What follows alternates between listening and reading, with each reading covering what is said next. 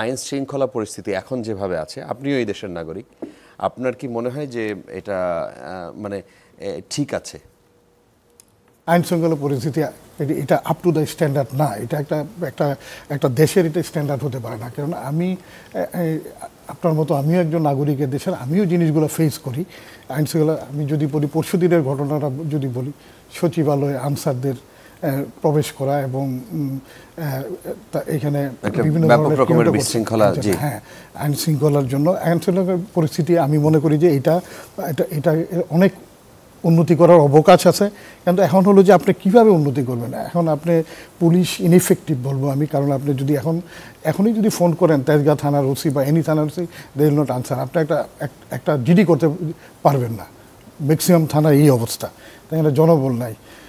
এবং যারা battalion answer তারা ঠিক আছে, কিন্তু যারা এমবডিড আনসার, আপনি হয়তো জানেন যে আনসার দুই রকম, ইনফ্যাক্ট 3 রকম, বিডিপি আছে, ওটার প্রসঙ্গে আমি পরে আসতেছি।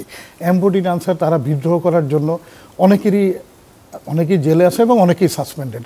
আপনি আপনি ধরতে পারেন যে যদি এই 11 ল্যাঙ্গুয়েজে 50% বেশি সাসপেন্ডেড। তারা একটা আইন শৃঙ্খলার পরিস্থিতি ম্যানেজের জন্য তারা একটা বিশাল একটা ভূমিকা পালন করতো পুলিশের পরে। এখন পুলিশ নাই, আনসার নাই, তাহলে মাঠে কারা আছে? আপনি কাদেরকে দিয়ে আইন শৃঙ্খলা আপনি নিয়ন্ত্রণ করবেন? এখন আপনি বলে সেনাবাহিনী বা সশস্ত্র বাহিনীর তো এটা ক্লাসিক্যাল রোল না, আইন শৃঙ্খলা পরিস্থিতি নিয়ন্ত্রণ করা ক্লাসিক্যাল রোল না। কারণ এছাড়াও সশস্ত্র বাহিনীর বন্যা এবং ত্রাণ তৎপরতার জন্য তারা হাঁটু পানিতে গলা পানিতে নিয়োজিত আছে তারা, এবং তারা তাদের নিজের জীবন দিয়েও দেশবাসীর যে প্রাণ রক্ষার জন্য আপ্রাণ চেষ্টা করে যাচ্ছে, তাদেরকে সব ধরনের ফেসিলিটি দেওয়ার জন্য। তো এখন আমাদেরকে আসলেই একটা চিন্তা করার অবকাশ যে এই পরিস্থিতিতে আমাদের কীভাবে উত্তরণ ঘটানো যায় আর কি। এই পরিস্থিতিতে উত্তরণ ঘটানোর জন্য আমি আবশ্যক মনে করি, এবং উত্তরণ ঘটানোর যে আমার যে আমার যে কিছু রেকমেন্ডেশন সাজেশন বা আমার ভিউজ আছে, এটা আমি পরে আসবো। বাট আপনি যেটা আইন শৃঙ্খলা পরিস্থিতি ঠিক আছে কিনা, আমার দৃষ্টিতে আসলে আইন শৃঙ্খলা পরিস্থিতি এখন ঠিক নাই, এটার অনেক উন্নত করার অবকাশ আছে। ধন্যবাদ। কোন জায়গাটায় উন্নত করলে আপনার মনে হয় যে এই পরিস্থিতি থেকে কিছুটা হইলেও এখন পরিত্রাণ সম্ভব?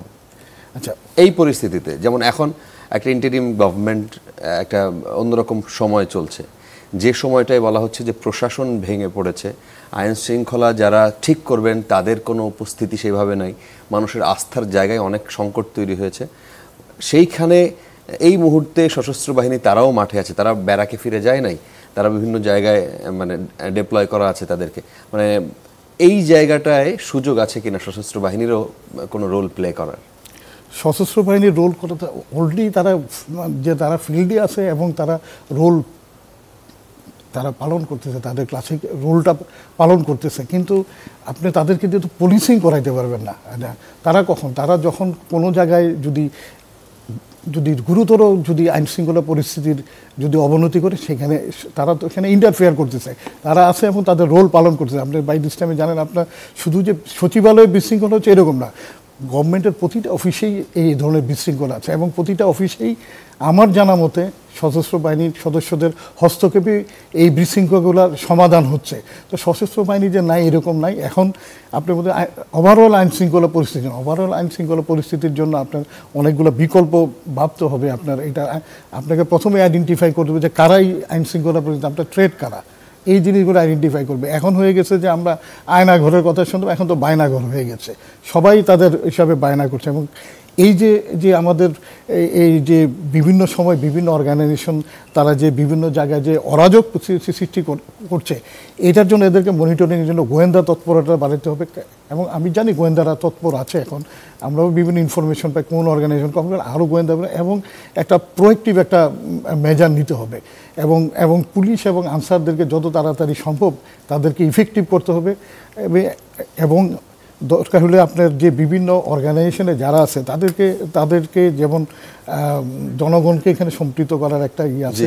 কারণ আপনার পলিটিক্যাল পার্টির বা যে কোনো পার্টির গ্রাসরুট লেভেল পর্যন্ত অর্গানাইজেশন, আপনি এক্সাম্পল দিলেন যে ভাঙচুর হয়েছে, অগ্নিসংযোগ হয়েছে যেটা রূপগঞ্জে, সেখানে ঢাকার থেকে যে কোনো লোক করে নেবে, আমেরিকার থেকে করে নেবে, ওখানে এলাকার লোকই করছে। সো আপনাকে জনসাধারণকেও সম্পৃক্ত করতে হবে।